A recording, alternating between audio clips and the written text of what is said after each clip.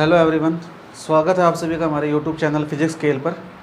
पिछले वीडियो में हमने विद्युत फ्लक्स से संबंधित परिभाषा का अध्ययन किया था कि विद्युत फ्लक्स की परिभाषा क्या होती है, उसका मात्रक क्या है, राशि का प्रकार क्या है, उसकी विमा क्या है और उससे संबंधित जो स्थितियाँ थी उनके बारे में अध्ययन किया था हमने कि विद्युत फ्लक्स का मान कब पॉजिटिव होगा, विद्युत फ्लक्स का मान कब नेगेटिव होगा, विद्युत फ्लक्स निर्गत कब होगा, विद्युत फ्लक्स प्रवेश कब करेगा, क्षेत्रफल सदिश कब विद्युत क्षेत्र के लंबवत होगा, क्षेत्रफल सदिश कब विद्युत क्षेत्र के समांतर होगा, क्षेत्रफल सदिश कब विद्युत क्षेत्र के प्रति समांतर होगा। इन सब बातों का अध्ययन हमने पिछले वीडियो में किया था। तो उम्मीद करता हूँ आप सभी को वो बातें एकदम अच्छे से समझ आ चुकी होगी।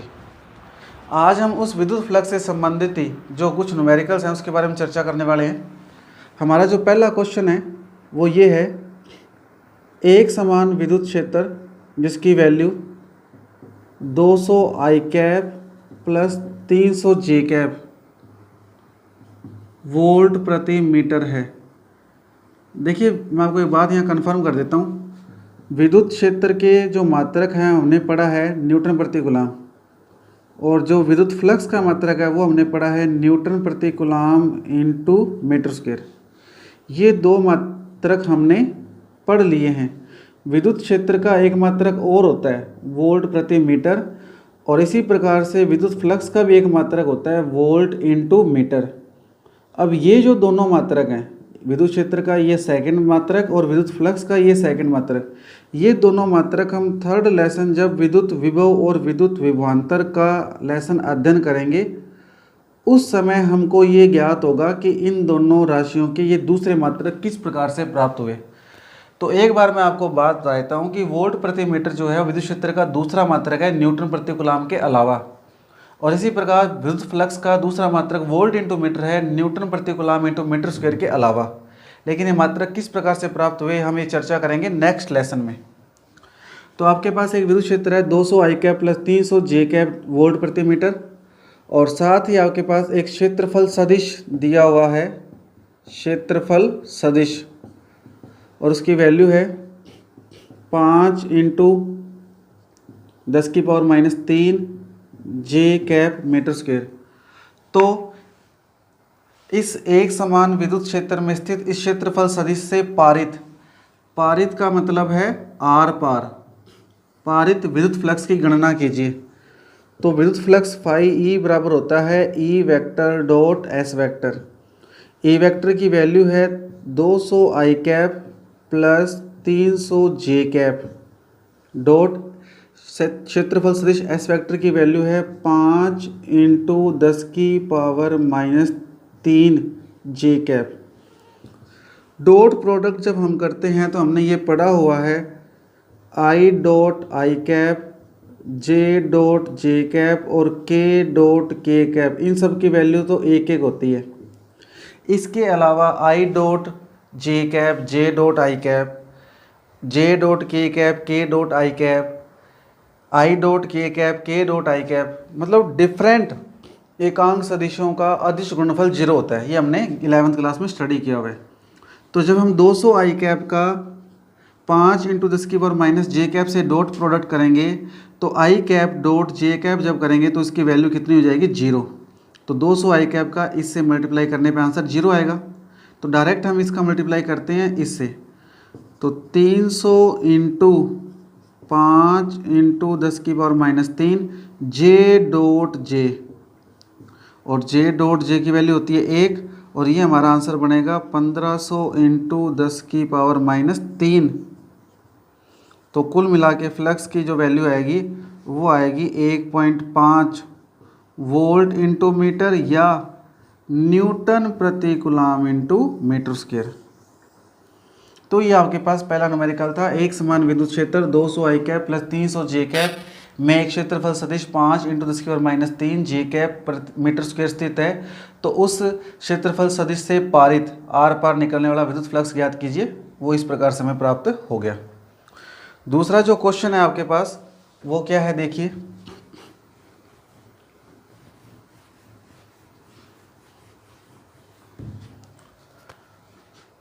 दूसरा क्वेश्चन है, एक समान विद्युत क्षेत्र है ई और उस एक समान विद्युत क्षेत्र में एक बेलनाकार शीट विद्यमान है, बेलनाकार शीट स्थित है और वो बेलनाकार शीट इस प्रकार से स्थित है कि इस बेलनाकार शीट की जो अक्ष है वो अक्ष विद्युत क्षेत्र E वेक्टर के अनुदिश हो।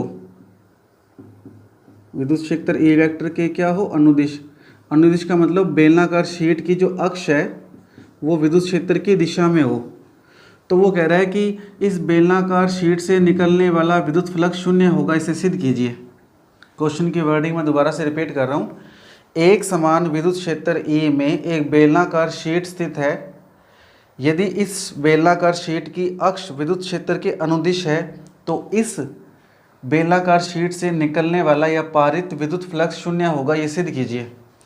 तो इसे हम डायग्राम के रूप में ड्रॉ करके फिर इसका अध्ययन करते हैं। मान लीजिए ये आपके पास एक समान विद्युत क्षेत्र है E वेक्टर, और ये आपके पास एक बेलनाकार शीट है। ये आपके पास क्या है? एक बेलनाकार शीट।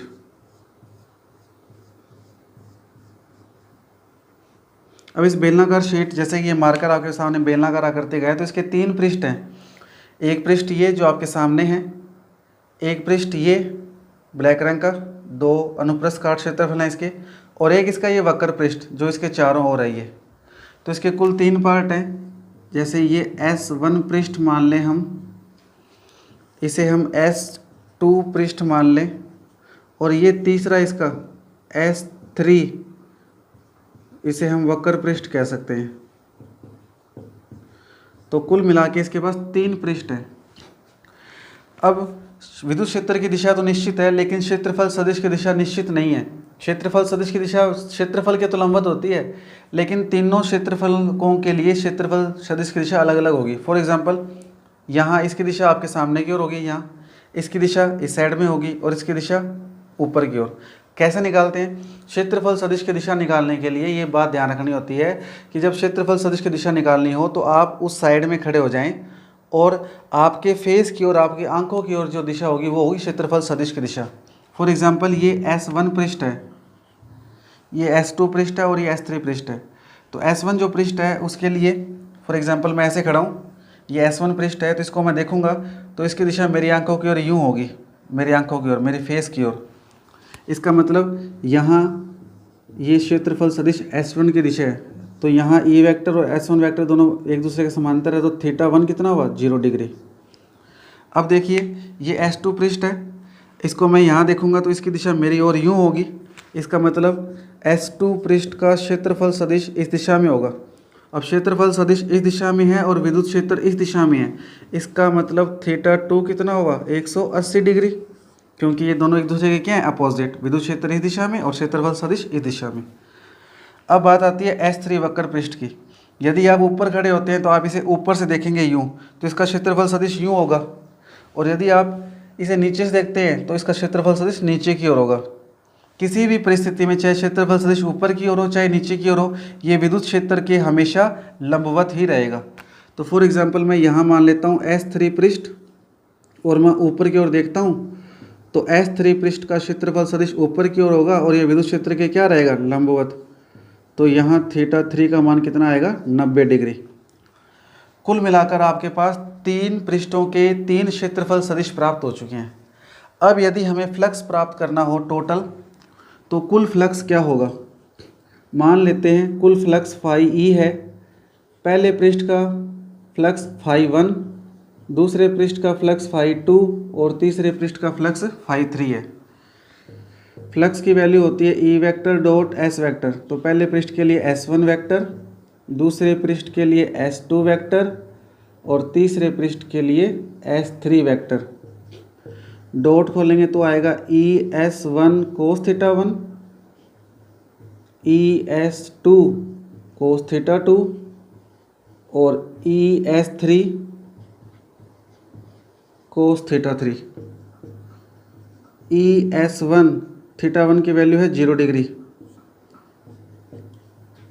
ES2 θ2 की वैल्यू है 180 डिग्री, और ES3 θ3 की वैल्यू है 90, तो cos 90।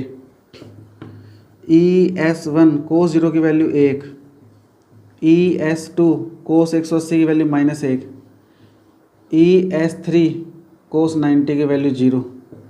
तो आंसर आएगा फ्लक्स फाई ई बराबर ES1 1 into ES1 ES1 -1 into ES2 -ES2 plus 0। तो फ्लक्स फाई ई बराबर आया ES1 ES2। अब ध्यान से देखें, S1 और S2 ये बेलनाकार पात्र है आपका, तो ये S1 है और ये S2 है। इन दोनों के वक्र, ये जो वृत्ताकार अनुप्रस्थ काट क्षेत्रफल है, ये दोनों एक समान होंगे। तो S1 और S2 दोनों क्या होंगे? एक समान, क्योंकि ये बेलनाकार पृष्ठ के अनुप्रस्थ काट क्षेत्रफल एक समान होते हैं। तो आप लिखोगे क्योंकि S1 बराबर S2 है, जब S1 बराबर S2 है तो फिर देखिए यहाँ से क्या होगा, तो फाई ई बराबर ES1 ES1, क्योंकि मैं यहाँ पे S2 की जगह S1 रख सकता हूँ यहाँ से, ये से क्या हो गया? कैंसिल। तो फ्लक्स की वैल्यू कितनी आ गई? 0। तो देखिए हमने क्या देखा था कि एक बेलनाकार शीट विद्युत क्षेत्र में स्थित इस प्रकार से है कि उसकी अक्ष विद्युत क्षेत्र के क्या है? अनुदिश। तो देखिए इसकी अक्ष, ये बेलनाकार शीट की अक्ष है, ये बेलन है तो इसकी अक्ष इसके अंदर से गुजरेगी, ये अक्ष इसके विद्युत क्षेत्र के क्या है? अनुदिश। तो हमें ये सिद्ध करना था कि इस बेलनाकार शीट से पारित विद्युत फ्लक्स कितना होगा? 0। तो देखिए कितना आ रहा है? 0। कैसे 0 हुआ? 3 पृष्ठ थे, S1 S2 और वक्र पृष्ठ S3। तीनों के लिए क्षेत्रफल सदिश निकाला। क्षेत्रफल सदिश की दिशा जब निकालनी होती है तो आप उसी साइड खड़े हो जाए, आपके फेस की ओर क्या होगी? क्षेत्रफल सदिश। फॉर एग्जांपल मैं यहाँ खड़ा हूँ तो इसका क्षेत्रफल सदिश इधर, यहाँ खड़ा हूँ तो इसका क्षेत्रफल सदिश उस साइड में, यहाँ खड़ा हूँ तो क्षेत्रफल सदिश ऊपर की ओर, क्योंकि मैं इसको ऐसे देखूंगा तो ऊपर की ओर होगा, मेरे फेस की ओर। फिर थीटा की वैल्यू पुट करके हमने इसका आंसर निकाल दिया। तो ये आपके पास क्वेश्चन नंबर 2। इसके बाद नेक्स्ट क्वेश्चन सोल्व करते हैं फिर हम। तो अगला क्वेश्चन क्या है देखिए, क्वेश्चन नंबर 3। एक 5 सेंटीमीटर त्रिज्या, स्मॉल r है 5 सेंटीमीटर, इसे मीटर में कन्वर्ट करें तो 5 × 10⁻² मीटर। 5 सेंटीमीटर त्रिज्या की एक वृत्ताकार शीट, शीट कैसी है? वृत्ताकार शीट, एक विद्युत क्षेत्र में स्थित है और उस विद्युत क्षेत्र का परिमाण है 5 × 10⁻5 वोल्ट प्रति मीटर। एक 5 सेंटीमीटर त्रिज्या की वृत्ताकार शीट 5 × 10⁻5 वोल्ट प्रति मीटर के एक समान विद्युत क्षेत्र में स्थित है, जबकि इस वृत्ताकार शीट के तल द्वारा, किस द्वारा? तल द्वारा विद्युत क्षेत्र E वेक्टर से 30 डिग्री का कोण बनाया जाता है। 30 डिग्री का कोण बनाया जाता है। तो शीट से निर्गत या शीट से पारित विद्युत फ्लक्स फाई ई का मान ज्ञात कीजिए। तो फाई ई का मान ज्ञात करना है हमें, और फाई ई का मान क्या होता है? E vector dot S vector, dot हटाएंगे तो क्या आएगा? E S cos theta. ई की वैल्यू हमारे पास है 5 × 10⁻5। एस होता है क्षेत्रफल, वृत्ताकार भाग का या वृत्ताकार शीट का क्षेत्रफल क्या होगा? πr²। अब बात आती है थीटा की। सबसे महत्वपूर्ण क्वेश्चन है ये, और इसमें यही चीज़ सबसे महत्वपूर्ण है जो क्वेश्चन में गिवन है। मैं दोबारा से क्वेश्चन रिपीट कर रहा हूँ। एक वृत्ताकार शीट जिसकी त्रिज्या 5 सेंटीमीटर है, वो एक समान विद्युत क्षेत्र 5 × 10⁻5 वोल्ट प्रति मीटर में स्थित है। वृत्ताकार शीट का तल विद्युत क्षेत्र से 30 डिग्री का कोण बनाता है, तो फ्लक्स का मान ज्ञात कीजिए। यदि प्रश्न में देखिए यहाँ पे E vector dot S vector होता है, और जो एस वेक्टर होता है ये होता है क्षेत्रफल सदिश। इसका तात्पर्य है कि विद्युत क्षेत्र के द्वारा जब डॉट हटाते हैं ऐसे तो कोण आता है, तो जो कोण बनता है विद्युत क्षेत्र के साथ वो कोण कौन बनाता है? क्षेत्रफल सदिश। यदि प्रश्न में ये दिया होता कि विद्युत क्षेत्र के साथ क्षेत्रफल सदिश के द्वारा बनाया गया कोण 30 डिग्री है, तो थीटा का मान यहाँ पे 30 डिग्री होता। लेकिन यहाँ क्षेत्रफल सदिश नहीं कहा गया, तल कहा गया है। तल का मतलब है क्षेत्रफल, तल का मतलब क्या है? क्षेत्रफल। क्षेत्रफल दिया हुआ है, क्षेत्रफल सदिश नहीं दिया हुआ। अब हम ये जानते हैं कि क्षेत्रफल है तो क्षेत्रफल सदिश लंबवत होगा। यदि तल लंबवत है तो क्षेत्रफल सदिश विद्युत क्षेत्र के समांतर होता है। तल समांतर है तो क्षेत्रफल सदिश क्या होता है? लंबवत।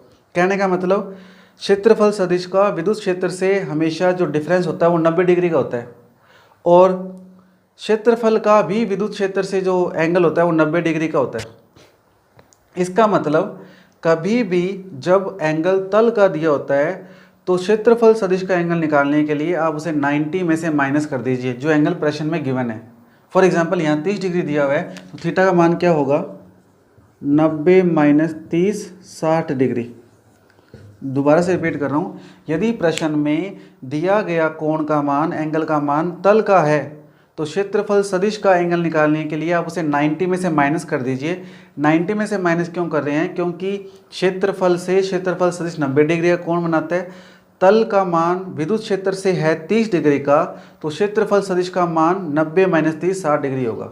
और यदि क्षेत्रफल सदिश दिया गया तब कोई प्रॉब्लम नहीं है, कोई परेशानी नहीं है, उतना ही वैल्यू आ जाएगी। तो यहाँ पे मान आएगा कोस 60। कोस 60 की वैल्यू 1/2, इसकी वैल्यू 5 × 10⁵ पाई का मान 3.14, आर का मान जब इसका स्क्वायर करेंगे तो 5 का स्क्वायर 25, 10⁻⁻2 का स्क्वायर 10⁻⁻4 इंटू में 1/2। इस वैल्यू को लगभग हल करेंगे तो ये वैल्यू 1.96 या 36 जो भी है, 1.96 × 10⁻3 न्यूटन प्रति कूलम इंटू मीटर स्क्वायर, लगभग इतनी वैल्यू प्राप्त होगी। मैंने कैलकुलेट नहीं किया, अप्रोक्सीमेट आंसर मैंने बताया, आप कैलकुलेट कर लेना इसे। मैंने आपको क्वेश्चन को करने का मेथड बता दिया है, आंसर आप कैलकुलेट कर सकते हैं। मेन चीज़ थी इसमें थीटा के बारे में दोबारा से डिफाइन कर रहा हूँ। यदि एंगल क्षेत्रफल सदिश का दिया गया है तब कोई प्रॉब्लम नहीं है, वही थीटा का मान है। लेकिन यदि एंगल तल का या क्षेत्रफल का दिया गया है तो क्षेत्रफल सदिश का एंगल निकालने के लिए 90 में से घटाएंगे। 90 में से क्यों घटाएंगे, क्योंकि तल और क्षेत्रफल सदिश लंबवत होते हैं और क्षेत्रफल सदिश विद्युत क्षेत्र से 90 डिग्री और 0 डिग्री के बीच में वेरी करता है। तो जो भी एंगल दिया होगा तल का उसे 90 में से माइनस करेंगे तो क्षेत्रफल सदिश का एंगल आ जाएगा। यहाँ 30 डिग्री का दिया गया था तो 90 में से 30 घटाया तो 60 डिग्री आ गया। तो कुल मिला के आपको सभी प्रकार के फ्लक्स से संबंधित क्वेश्चन करवा दिए गए हैं। अब हमारा जो टॉपिक है आज का वो है सतत आवेश वितरण। वितरण शब्द को ध्यान रखना है, डिस्ट्रीब्यूशन बंटवारा, सतत आवेश वितरण, डिस्ट्रीब्यूशन बंटवारा, ये ध्यान रखने वाली बात है यहाँ पर। अब यहाँ पर बच्चे कंफ्यूज हो जाते हैं, सतत आवेश, जबकि हमने तो लेसन फर्स्ट में पढ़ा था आवेश विभक्त रूप में पाया जाता है और यहाँ बात की जा रही सतत की। तो दो बातें हैं। फॉर एग्जाम्पल ये आपके सामने दो वस्तुएं हैं, इस ब्लैक रंग के मार्कर से रेड कलर के मार्कर पे इलेक्ट्रॉन ट्रांसफ़र हो रहे हैं रब करने के बाद। यदि ऐसा हो रहा है, फॉर मैं यहाँ पे लिख देता हूँ, ब्लैक रेड, और इलेक्ट्रॉनों का स्थानांतरण हो रहा है ब्लैक से रेड की ओर। तो जब एक वस्तु से दूसरी वस्तु पर इलेक्ट्रॉनों का जो ट्रांसफ़र होता है, जो स्थानांतरण होता है, यह स्थानांतरण सदैव विभक्त रूप में होता है, डिस्क्रीट फॉर्म में होता है, Q बराबर Ne की फॉर्म में ही होता है। ये हमने पढ़ा हुआ है। कोई भी वस्तु जब इलेक्ट्रॉन त्यागती है या ग्रहण करती है तो वो सदैव हमेशा पूर्णांक के रूप में इलेक्ट्रॉन ग्रहण करती है, 1 इलेक्ट्रॉन, 2 इलेक्ट्रॉन, 3 इलेक्ट्रॉन, 4 इलेक्ट्रॉन, ये हमने पढ़ा हुआ है। लेकिन जब ये इलेक्ट्रॉनों का स्थानांतरण किसी सूक्ष्म जगह पर, किसी अति सूक्ष्म, फॉर एग्जांपल इस छोटी सी जगह पर बहुत सारे इलेक्ट्रॉनों का स्थानांतरण हो जाए, बहुत सारा आवेश आ जाए इसके पास, तो बहुत सारा चार्ज आने के बाद इनके बीच का जो गैप है, इनके बीच का जो अंतराल है, वो लगभग 0 हो जाएगा, नगण्य हो जाएगा। और हमें दूर से देखने से लगेगा कि इलेक्ट्रॉन, जो ये आवेश है, जो इलेक्ट्रॉन है, वो एक दूसरे के साथ चिपक कर बिल्कुल सटे हुए हैं आपस में। और जब कोई चीज़ बिल्कुल चिपक जाती है, सटा हुआ होती है, तो हमें लगता है कि वो चीज़ बिल्कुल कंटिन्यू है, सतत है। तो हम ये कह सकते हैं कि इलेक्ट्रॉनों का स्थानांतरण एक वस्तु से दूसरी वस्तु विभक्त रूप में ही होता है, Q बराबर Ne की फॉर्म में होता है, एक पूर्णांक के रूप में होता है, न्यूनतम आवेश इलेक्ट्रॉन के आवेश के पूर्ण गुणज की फॉर्म में होता है। परंतु जब आवेश का मान अति सूक्ष्म अंतराल में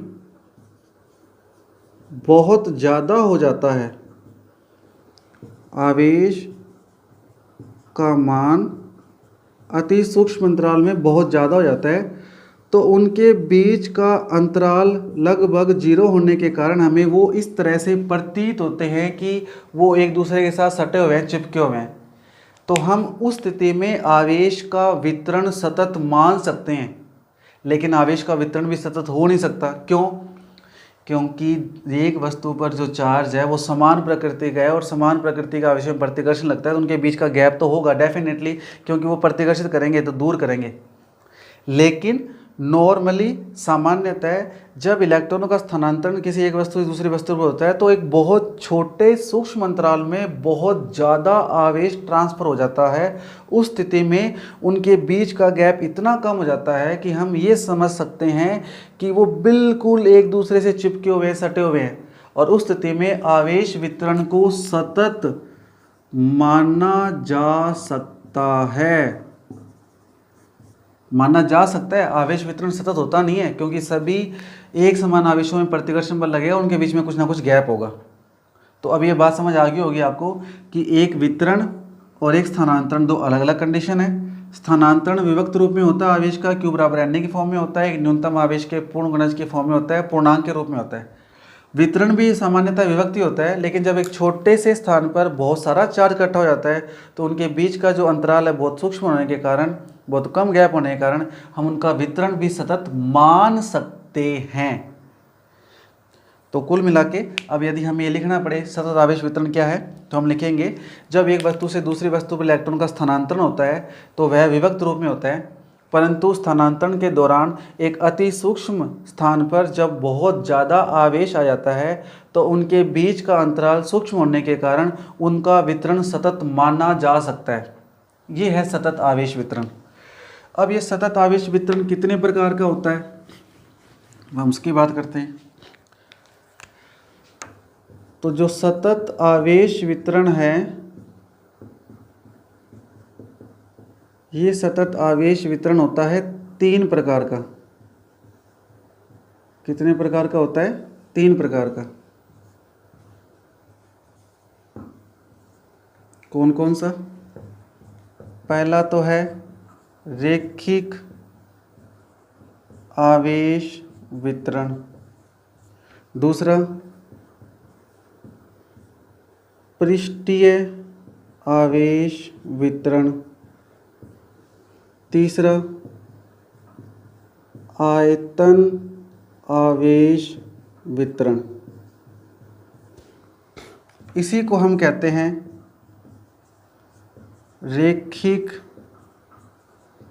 आवेश घनत्व, इसे कहते हैं पृष्ठीय आवेश घनत्व, और इसे कहते हैं आयतन आवेश घनत्व।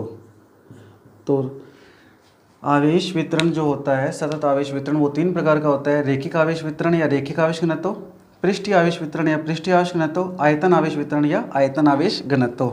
ये 3 प्रकार का होता है। अब हम ये बात करना चाहते हैं कि इनकी डेफिनेशन क्या है, इनके मात्रा क्या है, राशि का प्रकार क्या है। तो सबसे पहली जो डेफिनेशन हमारी है वो है रैखिक आवेश वितरण। रैखिक आवेश वितरण। एक बात और, रैखिक आवेश वितरण जो है किसी रेखा पर, छड़ पर, लाइन पर जब आवेश आता है तो उसे हम रैखिक आवेश वितरण कहते हैं, और ये 1 डायमेंशनल है।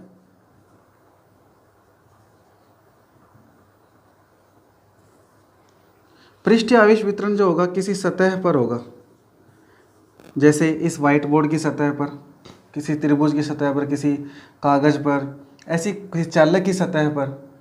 तो ये हमेशा सतह पर, जब आवेश किसी चालक की सतह पर आएगा, किसी बॉडी की सतह पर आएगा, तो उसे हम बोलते हैं पृष्ठीय आवेश वितरण या पृष्ठीय आवेश घनत्व। और ये हमेशा होता है 2 डायमेंशनल। कैसा होता है? 2 डायमेंशनल। और जो आयतन आवेश वितरण होता है, ये किसी वस्तु के आयतन में जब आवेश का स्थानांतरण होता है, फॉर एग्जांपल घन, घनाभ, गोला, जब उसके आयतन में आवेश एक समान रूप से वितरित हो जाता है तो उसे वो कहते हैं आयतन आवेश वितरण। और ये होता है 3 डायमेंशनल। तो जो रेखिक आवेश वितरण होता है वो एक विमीय होता है, जो पृष्ठीय आवेश वितरण होता है वो द्विविमीय, दो दिशाएं होती है, यानी एक सतह बन जाती है। तो रेखिक आवेश वितरण एक विमीय होता है, पृष्ठीय आवेश वितरण द्विविमीय होता है 2 डायमेंशनल, और आयतन आवेश वितरण 3 डायमेंशनल होता है, त्रिविमीय होता है। ये बात आपको याद रखनी है। यहाँ पर मैं डेफिनेशन लिखता हूँ रेखिक आवेश वितरण की। जब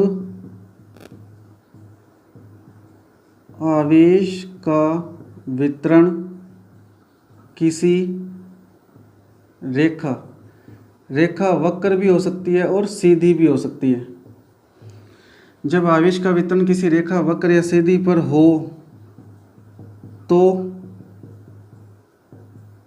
एकांक लंबाई पर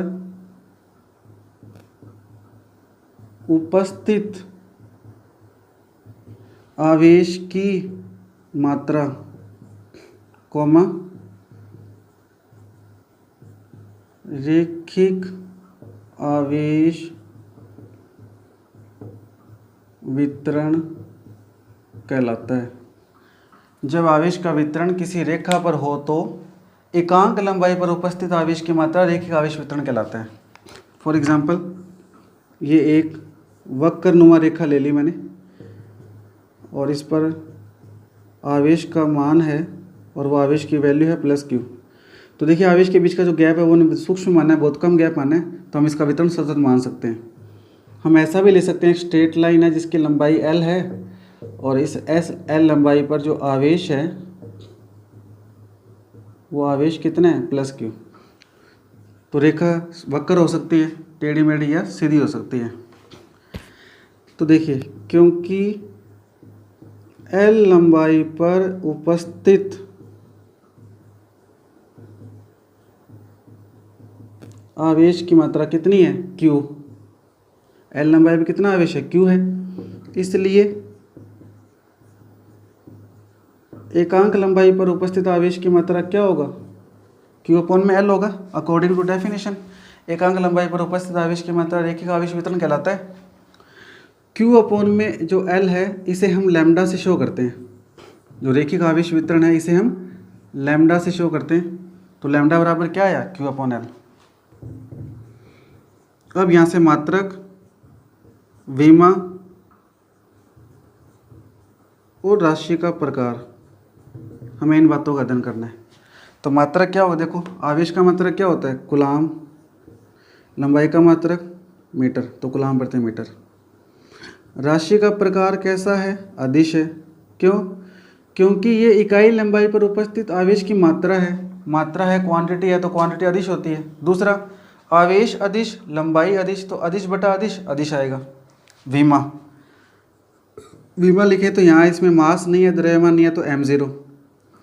लेंथ है अपोन में, तो L1 आएगा अपोन में, ऊपर जाके क्या हो जाएगा -1, तो L1। और आवेश की विमा क्या होती है A1T1, तो विमा आएगी m0 L-1 A1T1। तो ये आपके पास रेखिक आवेश वितरण की कंप्लीट जानकारी मिल गई कि जब आवेश का वितरण किसी रेखा पर, किसी छड़ पर, किसी लंबाई पर होगा, अर्थात आवेश का वितरण 1 डायमेंशनल होगा, तब वो रेखिक आवेश वितरण कहलाएगा। और डेफिनेशन क्या है, यदि आवेश का वितरण किसी रेखा पर हो तो इकाई लंबाई पर उपस्थित आवेश की मात्रा रेखिक आवेश वितरण कहलाती है। ये इसका फॉर्मूला लैम्डा बराबर q/l, ये इसका मात्रक, ये इसकी विमा और ये राशि का प्रकार कंप्लीट है। अब हम दूसरी बात करते हैं पृष्ठीय आवेश वितरण की। तो देखिए पृष्ठीय आवेश वितरण क्या होगा।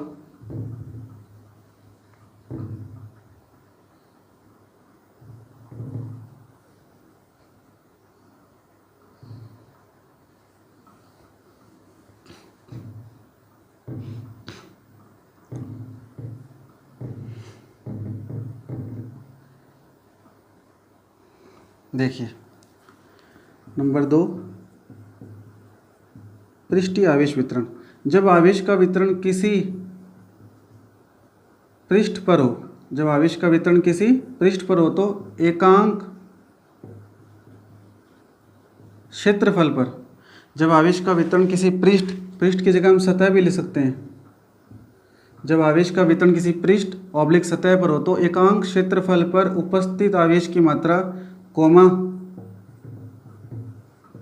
पृष्ठीय आवेश वितरण कहलाता है।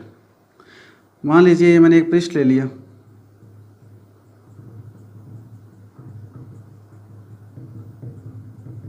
इस पृष्ठ पर जो आवेश है वो प्लस क्यू है और इसका जो क्षेत्रफल है वो क्षेत्रफल एस है। आप क्षेत्रफल को ए भी ले सकते हैं, एरिया, और एस भी ले सकते हैं, सरफेस।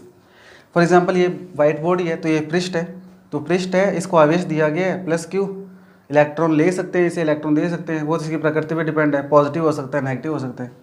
तो हम क्या लिखेंगे, क्योंकि कैपिटल ए क्षेत्रफल पर उपस्थित आवेश की मात्रा क्यू, तो एकांक क्षेत्रफल पर उपस्थित आवेश की मात्रा क्यू अपॉन ए या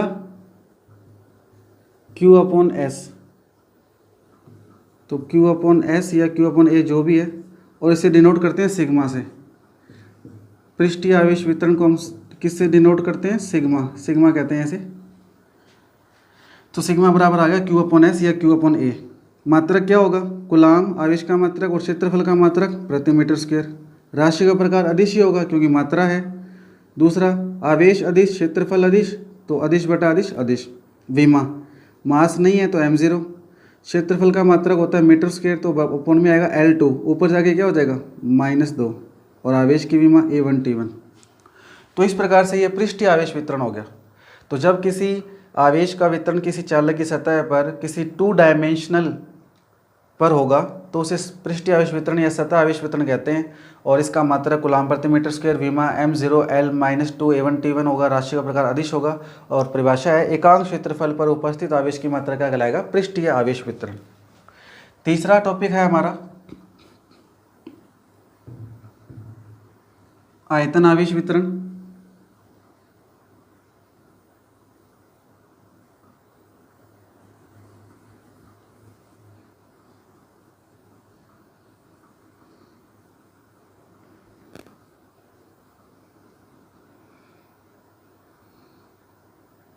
देखिए, तीसरा है आयतन आवेश वितरण। जब आवेश का वितरण किसी आयतन पर हो तो एकांक आयतन पर उपस्थित आवेश की मात्रा आयतन आवेश वितरण कहलाता है। फॉर एग्जाम्पल, आपके सामने एक घन है और इस घन के संपूर्ण आयतन में जो आवेश का मान है वो प्लस क्यू है, और इसका जो आयतन है वो कैपिटल V है। तो हम क्या लिखेंगे, क्योंकि V आयतन पर उपस्थित आवेश की मात्रा Q है तो एकांक आयतन पर आवेश की मात्रा क्या होगी, Q बटे V, और इसे हम लिखेंगे रो से। आयतन आवेश वितरण को हम रो से दिखाते हैं। तो कैपिटल V आयतन पर उपस्थित आवेश की मात्रा Q, तो एकांक आयतन पर उपस्थित आवेश की मात्रा Q बटे V, तो रो बराबर Q अपॉन V आ गया। मात्रक, आवेश का मात्रक कूलाम, आयतन का मात्रक मीटर क्यूब। राशि का प्रकार अदिश ही होगा क्योंकि आवेश अदिश है, आयतन अदिश है, तो अदिश बटे अदिश अदिश। मात्रक विमा, मात्रक कूलाम प्रति मीटर क्यूब हो गया। विमा m0, मास नहीं है। आयतन की विमा L3 होगी, ऊपर जाके -3 हो जाएगा क्योंकि इसका मात्रक मीटर क्यूब होता है, और आवेश की विमा A1T1। तो आयतन आवेश वितरण क्या होगा, जब आवेश का वितरण किसी बॉडी के संपूर्ण हिस्से में, जो 3 डायमेंशनल बॉडी है, जब उस पर आवेश दिया जाएगा तो उसके संपूर्ण आयतन में वितरित होगा। तो जब आवेश का वितरण 3 डायमेंशनल फॉर्म में होता है, त्रिविमीय रूप में होगा, तो उस वस्तु के एकांक आयतन पर जो आवेश का मान होगा वो कहलाएगा आयतन आवेश वितरण। मात्रा कूलाम प्रति मीटर क्यूब, विमा m0 L-3 A1T1, राशि का प्रकार अदिश। इस प्रकार से आज हमने सतत आवेश वितरण, उसके प्रकार और फ्लक्स से संबंधित कुछ न्यूमेरिकल का अध्ययन किया है। अगला जो वीडियो होगा हमारा सतत आवेश वितरण के इन्हीं प्रकार के आगे के जो फॉर्मूले हैं विद्युत क्षेत्र से संबंधित, उसकी चर्चा करेंगे। तो उम्मीद करता हूं कि आपको आज का जो कंटेंट है, आज का जो वीडियो में लेक्चर दिया गया है, अच्छे से समझ आया होगा, विषय वस्तु को अच्छे से पता लगा होगी, आपको क्या बताया गया है समझ आ रहा होगा। तो शुभ रात्रि सभी को। उम्मीद करता हूँ कि आपको ये कंटेंट समझ आ रहा होगा, और आप हमारी हौसला अफजाई के लिए इस वीडियो को अधिक से अधिक शेयर करें, लाइक करें और सब्सक्राइब भी करें। अपने आस पड़ोस में जो आपके फ्रेंड्स हैं, कुछ ऐसे विद्यार्थी जो आपके टच में हैं, आप जानते हैं कि वो आपके क्लास के सेम ग्रुप में ही, सेम वर्ग में सम्मिलित हैं, उसे आगे फॉरवर्ड करें। साथ ही साथ आप इसे अपनी फेयर नोटबुक में भी नोट करते रहें, जिससे कि आपके नोट्स प्रिपेयर हो जाएं। क्योंकि जब आप अपनी हैंड राइटिंग में शॉर्ट नोट्स भी बनाएं, और लॉन्ग नोट्स तो आप बना ही रहे हैं, उससे क्या होगा कि आपको आने वाले फ्यूचर में इसको हेल्प मिलेगी, साथ ही साथ आपका रिवाइजेशन भी साथ साथ हो रहा है।